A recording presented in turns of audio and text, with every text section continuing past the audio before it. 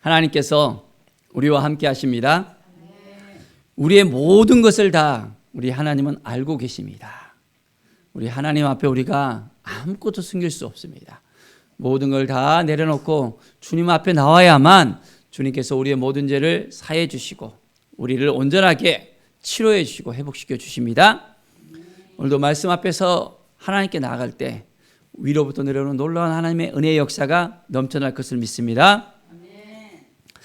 이스라엘 백성들이 하나님을 온전하게 섬겨야 되는데 하나님이 누구인지를 알아야 되는데 깨닫지 못하고 그들이 자기들이 만든 이제 송아지 신상을 만들고 이것이 하나님이다라고 이야기했잖아요.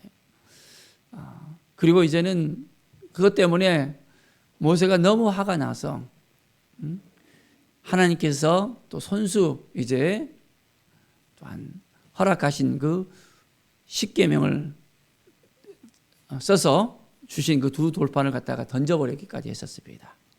그리고 오늘 말씀을 보면 이제 그 하나님께서 주신 그 말씀 또 십계명을 다시 받으러 다시 올라간 것을 우리는 볼 수 있습니다.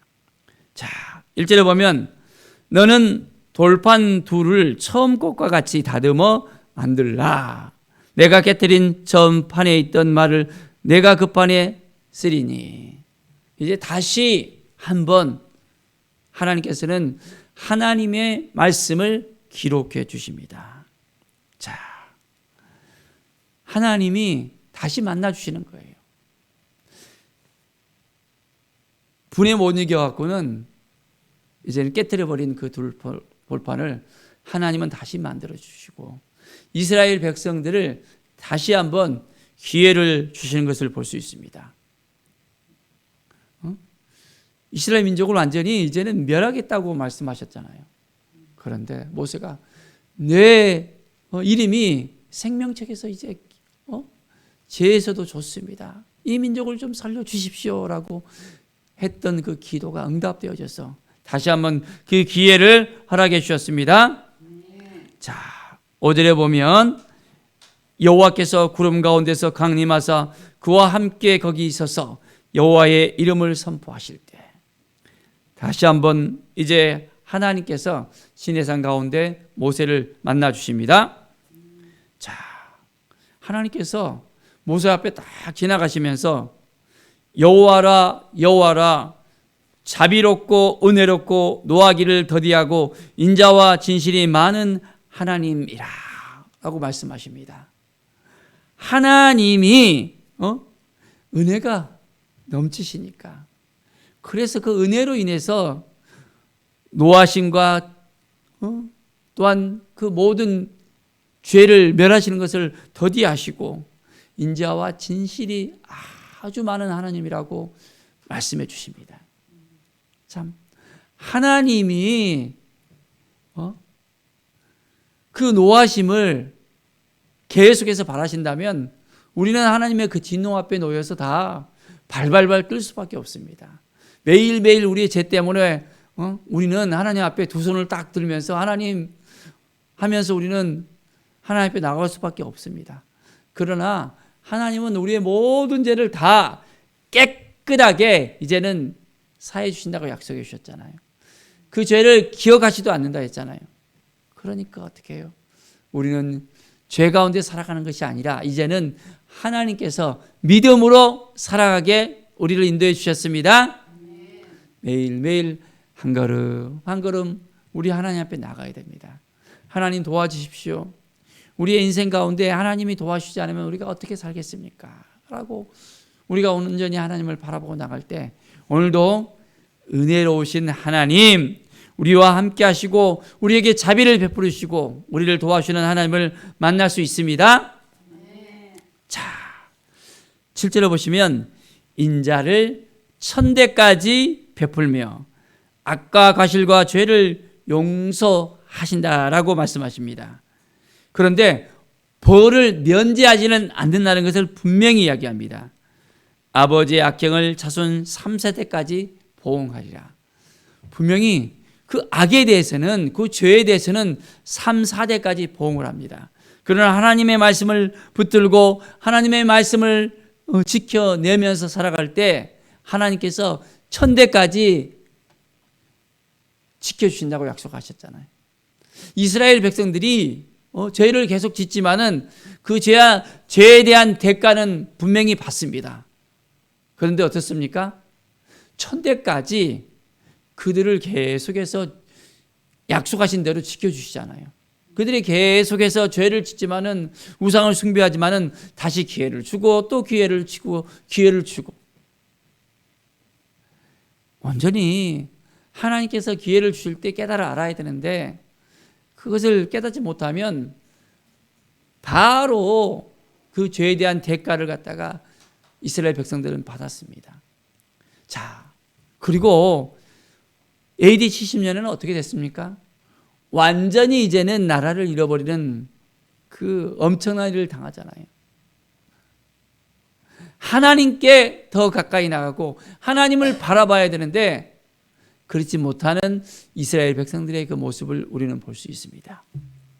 자, 하나님께서 언약을 다시 세우시면서 그들에게 말씀을 합니다. 그리고 하나님께서 지금은 출애굽을 했잖아요. 광야를 지나가고 있는데 하나님이 약속의 땅에 들어가서 이제는 어떻게 해야 될지를 먼저 말씀해 주시는 거예요. 자, 11절부터 보면 가나안 족속의 그 이름이 나오고 있습니다. 아모리 사람, 가나안 사람, 헷 사람, 하나님이 약속하신 그 젖과 꿀이 흐르는 땅에 사는 족속들이었습니다. 아직까지 그들이 젖과 꿀이 흐르는 땅을 밟지도 않았는데 광야를 헤매고 다니는데도 하나님은 여전히 그들을 지켜주시고 함께해 주시고 도와주시고 인도하시고 그 약속의 땅을 허락해 준다는 것을 분명하게 알게 하십니다. 우리가 하나님의 약속을 온전히 받고 살아야 됩니다. 그 약속을 붙들고 살아야 됩니다. 그 약속 가운데 우리는 온전하게 이제는 믿음으로 살아야 됩니다. 자, 너는 스스로 삼가 내가 들어가는 땅의 주민과 언약을 세우지 말라 했습니다. 자, 그것이 너희에게 올무가 될 수 있다는 것입니다.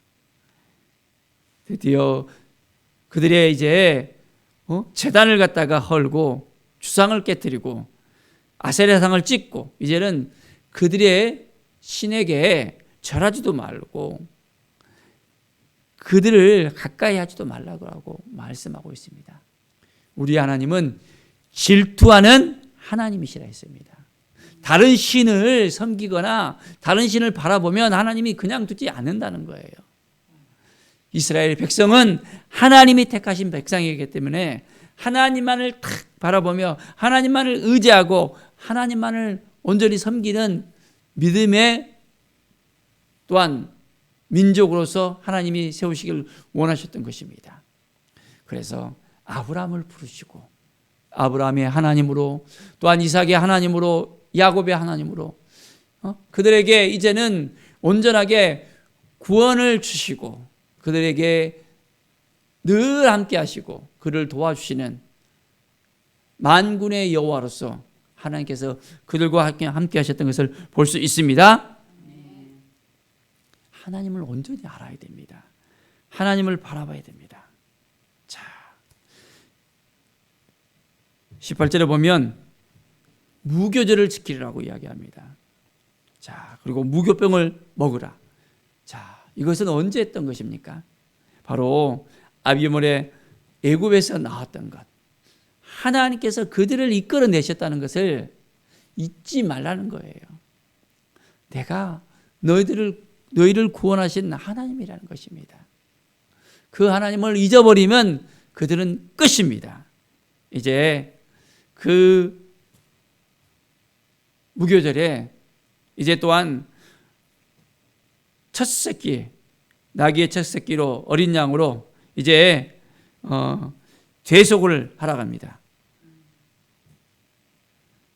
내 아들 중 장자는 다 대속할지며 내 빈손으로 내 얼굴을 보지 말지어다. 하나님께서 애굽에서 그 마지막 10번째 재앙이 뭐였습니까? 장자의 재앙이었잖아요. 이제 장자는 다 내 것이라 했습니다. 하나님께 온전하게 드림받아지는 믿음의 민족이 되어야 된다는 것. 우리를 구원해 주셨습니다. 그러면 우리는 누구 것입니까? 하나님 것이라는 거예요. 하나님 것. 하나님을 온전히 의지하고 하나님을 바라보고 하나님께 나아가는 온전한 삶이 되길 바랍니다.